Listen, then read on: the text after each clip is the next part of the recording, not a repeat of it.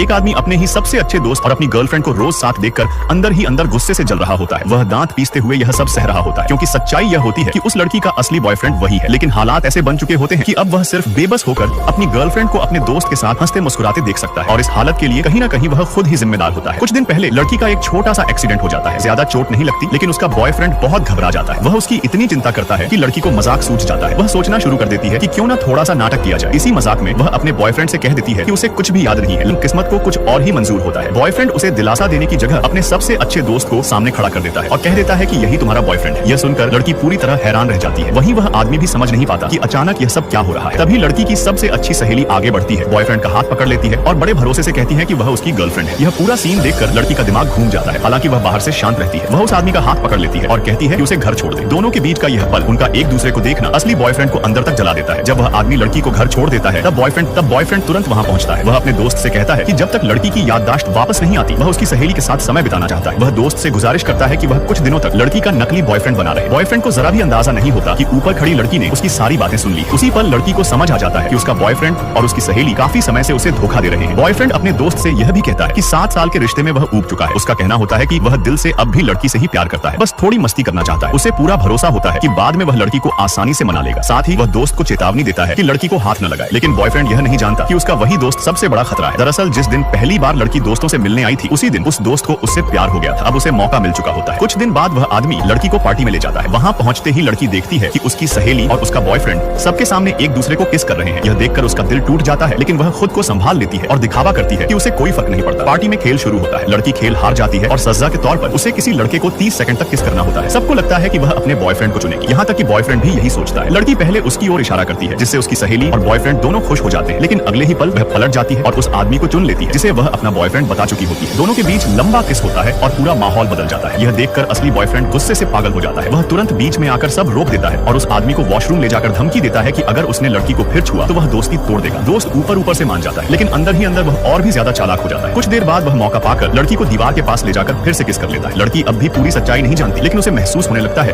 कि यह आदमी उसे सच में चाहता है। बाद में टेरेस पर लड़की की मुलाकात फिर से अपनी सहेली और बॉयफ्रेंड से होती है। सहेली अकड़ के कहती है कि आज उनके रिश्ते की सालगिरह है और लड़की से उनकी फोटो लेने को कहती है। उसी पल लड़की को एहसास हो जाता है कि यह रिश्ता नया नहीं बल्कि काफी पुराना है। तभी वह आदमी लड़की का फोन छीन लेता है और साफ शब्दों में कह देता है कि उसकी गर्लफ्रेंड किसी की फोटो खींचने के लिए नहीं है। वह लड़की को वहां से लेकर चला जाता है। होटल में बॉयफ्रेंड अब भी यही सोचता रहता है कि वह सब संभाल लेगा। वह कहता है कि उसका दिल अब भी लड़की के लिए ही धड़कता है, लेकिन उसे नहीं पता होता कि लड़की उसकी सारी बातें सुन चुकी है। उस रात लड़की उस आदमी के और करीब आ जाती है, क्योंकि जिस रिश्ते में धोखा मिल चुका हो वहां दोबारा लौटना मुश्किल होता है। और उसी रात बॉयफ्रेंड समझ जाता है कि उसने अपनी सबसे कीमती चीज हमेशा के लिए खो दी है।